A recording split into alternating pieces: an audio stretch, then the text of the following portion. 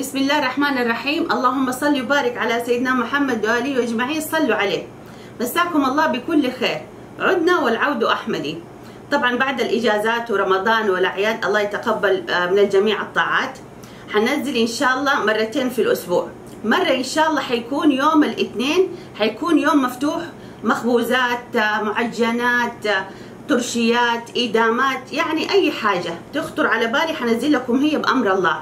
ويوم الجمعة حيكون الأكلة الخاصة بمطبخنا أمي وأنا، وتكون إن شاء الله يا حجازية أو خليجية أو أي أكلة أشوفها أحب أنزل لكم هي تتعلموها. واليوم إن شاء الله طبعا زي ما انتم شايفين عندي مندي بذبيحة صغيرة، فالمقادير موجودة عندكم في صندوق الوصف، والمقادير مفتوحة، كل واحد يسوي المقدار اللي هو يحبه، اللي هو طبعا يبغاه ويكفيه في بيته. وما عندي اليوم عندي عزيمة، حبيت أسوي لضيوفي المندي في بيتي. نقول بسم الله ونبدأ. أذكر الله وصلوا على سيدنا محمد عليه الصلاة والسلام. طبعا هحط أول مرة اللحمة الثقيلة من تحت أرصها، وهحط المويه، وزي ما انتم شايفين المويه عندي بارده ما هي حاره. ليه؟ عشان ابغى الريم يطلع واشيل الزفره من فوق اللحمه. طبعا زي ما انتم شايفين حطيت المويه، والمويه كانت بارده، وغطيت اللحمه، حتركها لغايه ما تفور واطلع الزفره منها ان شاء الله. زي ما انتم شايفين طبعا عندي هنا فحمتين مولعتها، فهحط عليها زيت اعملها بدخن.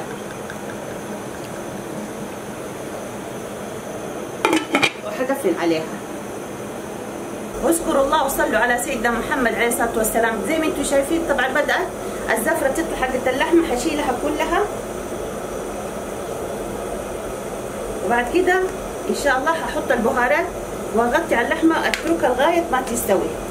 الحين طبعا احط البهارات الصحيحه، القرفه والقرنفل والهيل وراس توم زي ما هو، ونفس البهارات عندي هنا ما هذا مكسر اوصال مع ملح مدخن قصدي، وكمان منها مطحونه هحطها كمان في القدر، واغطي اللحمه اخليها لغايه ما تستوي وارجع لكم ان شاء الله. زي ما انتم شايفين اللحمه ما شاء الله تبارك الله عندي خلاص استوت، هطلعها برا واوريكم الخطوه اللي بعدها ايش حنسوي. واذكروا الله وصلوا على سيدنا محمد عليه الصلاه والسلام. الفرن عندي مشغل على 300.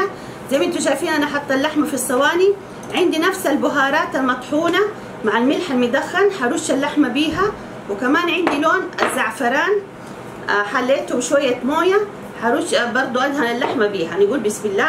حرش اللحمه بشويه بهارات بالطريقه هذه، ادهن اللحمه بلون الزعفران الاصفر، وكمان ححطها بالزيت المدخن اللي سويته قدامكم، وطبعا حرش عليها من نفس الزيت المدخن اللي انا سويته بالطريقه هذه لكل اللحمه.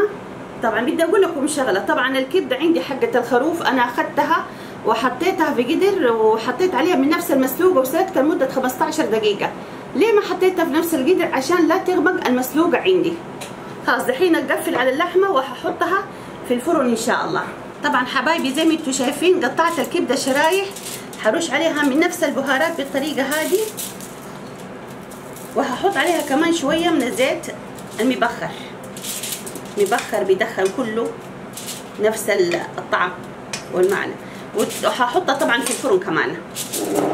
طبعا عندي الزيت المبخر لخبط لساني، وهحط الرز واقلبه. بسم الله.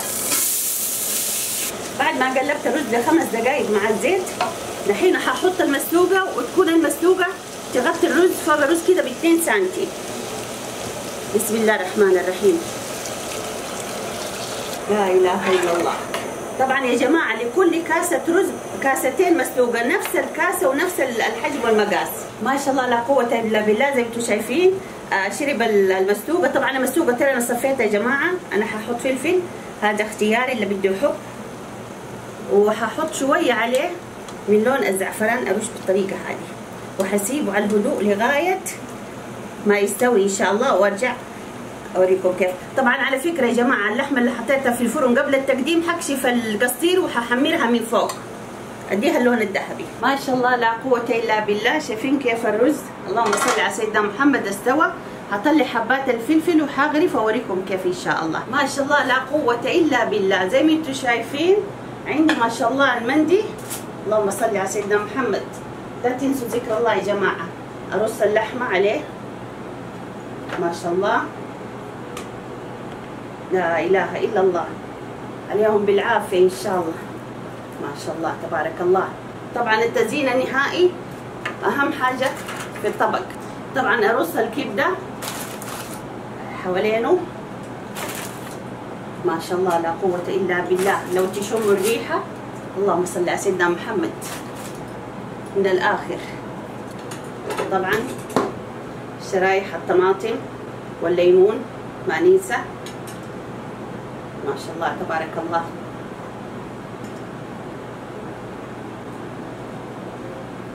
واخر شيء طبعا ما انسى الزبيب.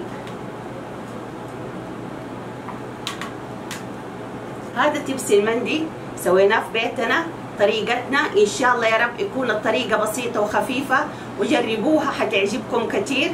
لا تنسوا ذكر الله، صلوا على سيدنا محمد عليه الصلاه والسلام. ولا تنسوا حبايبي، ابغى اشوف اللايكات الحلوه حقتكم، وقولوا لحبايبكم، انشروا عن قناتي، اكتبوا في اليوتيوب امي وانا حتظهر لكم جميع اكلاتنا من جميع الاصناف اللي يحبوا قلبكم. اذكروني بدعوه، وصلى اللهم على سيدنا محمد واله وصحبه اجمعين.